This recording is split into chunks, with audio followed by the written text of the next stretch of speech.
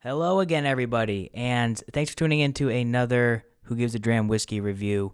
If you're joining us on YouTube, thanks for stopping in to check out my review here. If you're listening on any audio platform, thanks for sticking by as we do our new format here. If you're listening on YouTube, if you're new on YouTube, thanks. Make sure you're subscribed down below. Hit the bell notification so you always get notified when my reviews come out of new whiskey. Make sure you leave a comment. Make some friends in the comments. I don't know if maybe there's some other whiskey heads that are watching these reviews, and you guys can link up and trade Pappy 23s. Who knows? But make sure you if you're watching on YouTube, you can hear the full unedited raw episode on all podcast platforms. YouTube is specifically for the whiskey reviews. But nevertheless, let's get right into it. Today on the podcast, we are going to be reviewing the newly released, hot off the shelves, hot off the press, Jack Daniel's Bonded Tennessee Whiskey. You can see it here, kind of a classic Jack Daniels-esque bottle. This is bottled in bond, meaning it is 50% alcohol by volume, aged from a single distillery in a single bond warehouse in a single distillation season, at least 4 years old. So there's a lot of stipulations that go into bottled and bond whiskey. I've done bottled and bond whiskey several times in the past on the show, so go check out one of the other bottled and bonds that we've done. We've done Early Time, we've done Colonel H. Taylor, we've done Rebel 10, I think. We've done a lot of bottled and bonds. Henry McKenna, 10-year bottled and bond, which is... had a little bit of that the other night. That's really good. But yeah, we'll get right into it. There's not a whole lot that goes into this. It's a Jack Daniel's bonded whiskey. That's really all you need to know about it. MSRP is going for right around $30. This is 700 milliliters. It's not 750 milliliters. So that's kind of interesting about it. Not sure why they did that, but it's pretty cool. It is, again, it follows all the stipulations of the bottled and bond rule set when a whiskey is bottled and bond. It represents the first this whiskey and the triple mash blended straight whiskey, which I will probably review next week on the show. Represent the first two permanent expression in the brand's new bonded series. So Jack Daniels is getting into the bottled and bond game, which I'm not mad at. That's a very good thing, if you ask me. I think more whiskey should have stipulations, whether it's age statements or anything like of the like on the bottle. The more transparent the bottle is, the more likely someone's going to buy your whiskey. In my case, not that Jack Daniels needs any help with sales, but still, I just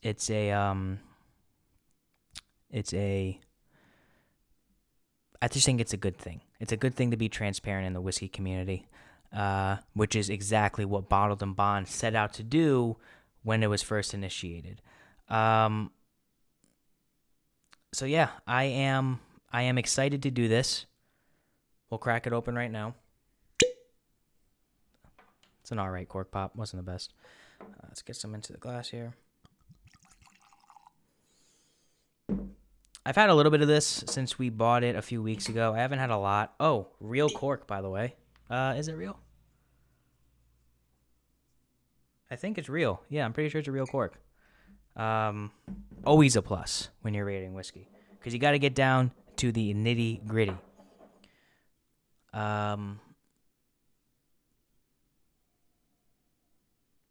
Ooh, wheeze. Jumping right into the nose. Interesting. Very fruity. I get like a lot of green appleness on it. Almost like a citrusiness on it as well. Mint on there. This is actually the first one where I actually get a banana note. And Kale always gets banana notes when he's on the podcast here. I'm getting a banana on the nose here.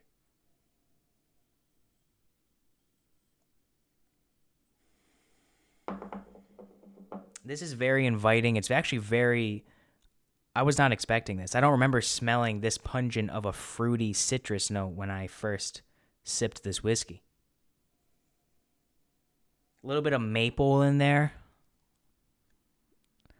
Like a maple, not a maple syrup, but like a brighter, like a maple sugar type of deal.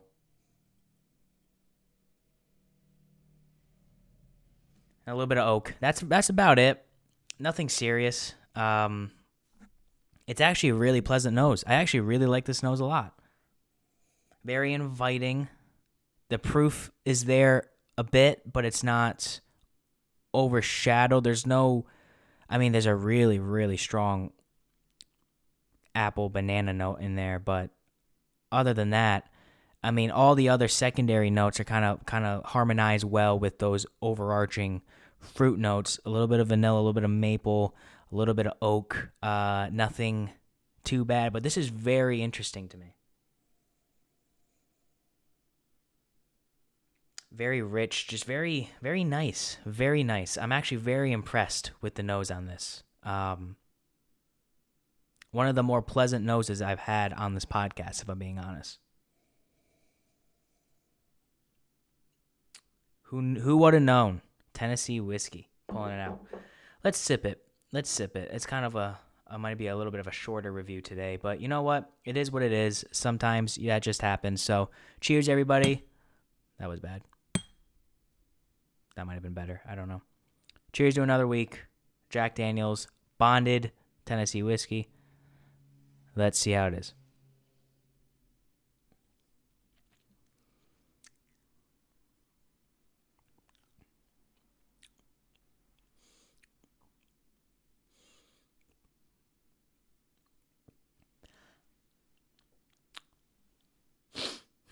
Kind of bitter on the palate. The maple really stays on the palate. I don't get as intense of an apple or a banana, but it's still there. It's pretty similar to the nose, to be honest. Bit more of like a darker sugar feel, whether that's mapleness or maybe some caramel, maybe some like dark brown sugar. There's definitely a darker sweetness that is more prevalent on the palate than it was on the nose, whereas the fruit aspects definitely take a back seat to those darker sugars. Definitely is hitting inside in terms of proof as well.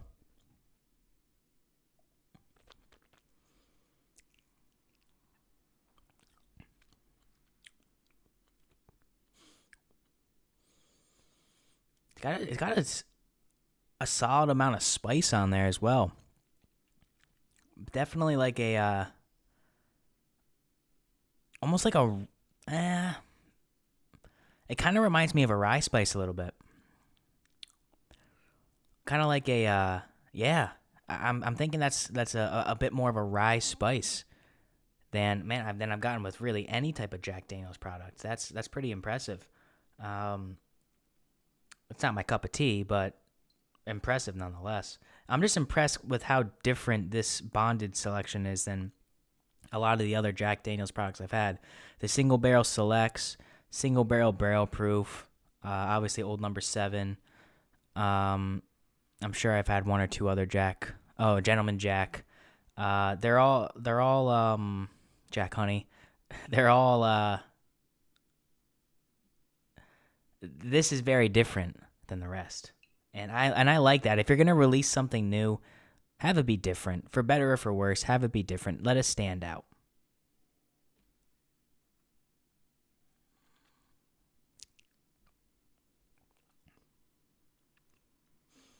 I get this underlying like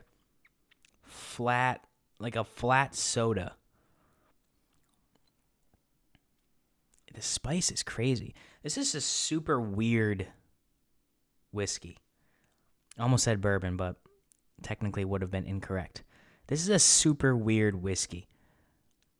It's got some really nice notes in it, but it's also got some really not nice notes in it. I think the rye spice is almost a bit too overpowering. There's definitely some type of spice on there. I don't think it's a barrel spice. I think it's like a rye like a. I think it's a rye spice, and I think it's just a little bit overpowering. Um, the notes that I do pick up are nice. That nice dark brown sugar, almost like a toasted note, is nice, is prevalent. The underlying fruitiness translates well from the nose to the palate. Definitely takes more of a backseat, like I said. I'm not really getting as much mint. I did get a little bit of mint on the nose as well. Maple is definitely staying in the palate as well as it does in the nose.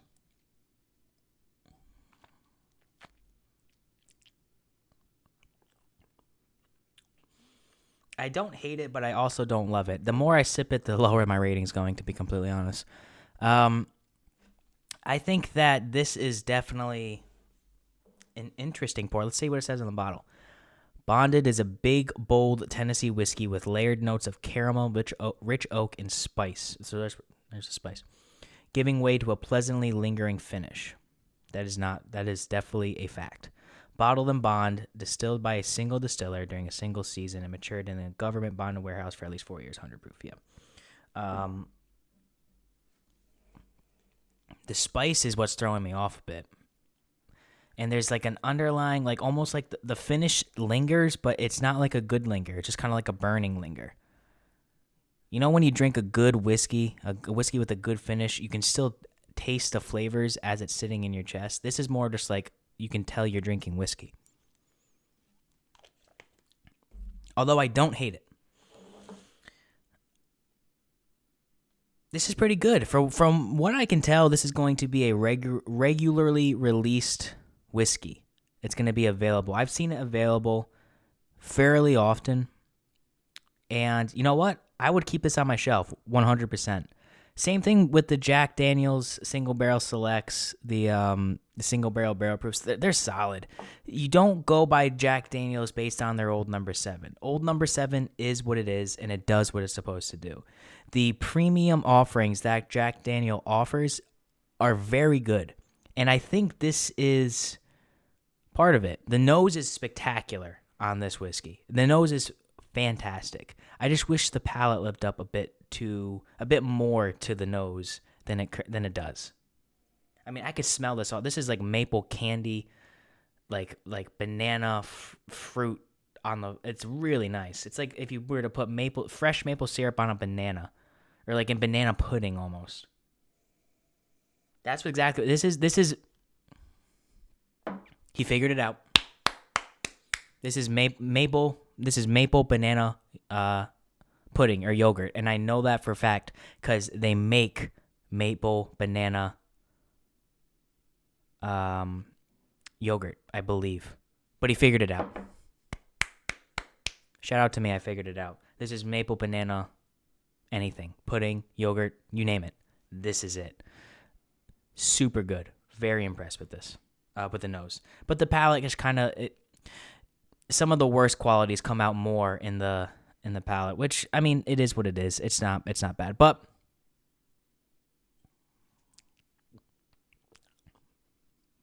overall, I think this is a pleasant sipper. For $30, yes, I mean, pick this up for sure. It's pretty freaking good for the price range that it's in. I'm pleasantly surprised. I wasn't sure what I was going to rate this. I'm going to give this an 8.4. This is a pleasantly surprising whiskey for a very good price that is supposedly going to be widely available. If it ends up not being widely available, that might affect the score a little bit, but I'm giving it an 8.4, stamp of approval. The Who Gives a Dram stamp, 8.4. That's it. Yeah, I'd recommend picking this up if you can find it. It's pretty good. But that's going to do it on the review this week, you guys. Thank you again for tuning in. If you're on YouTube, make sure you subscribe. Make sure you check in to the podcast on all podcast platforms as well. Again, for the full, extended, uncut, unfiltered podcast episode of Who Gives a Dram, including the whiskey review. If you're listening to the show still, again, you guys, thanks again for tuning in this week. I know this week's kind of a shorter week on the on the length end of the podcast, but some weeks are going to be like that. So that is what it is, and that ends. We'll be back next week. I think I'm going to do the new Jack Daniel's Bonded Triple Mash next week on the show, so be on the lookout for that. We'll review that. Have a lot of cool things planned. Make sure you follow me on Instagram to stay up to date with everything. Who Gives a Dram on Instagram. Also, Who Gives a Dram, Facebook, Twitter, and TikTok as well. Make sure you check out my other podcast, Bourbon with Friends. Facebook, Instagram, Twitter, TikTok, Bourbon with Friends. Searchers on all podcast platforms. 2 podcasts coming out a week. Plus, again, if you want to get some sick Who Gives a Dram merch, check out the link in my Instagram bio. But again, you guys, thank you so much for tuning in. I am appreciative of each and every one of you that watched this show. Couldn't be here without you guys. 82 episodes in. 82 episodes in. Got that right. Shout out to me. And 82 more to go. Probably more than that. But until next week, always remember, whiskey's the water of life, so let's start living.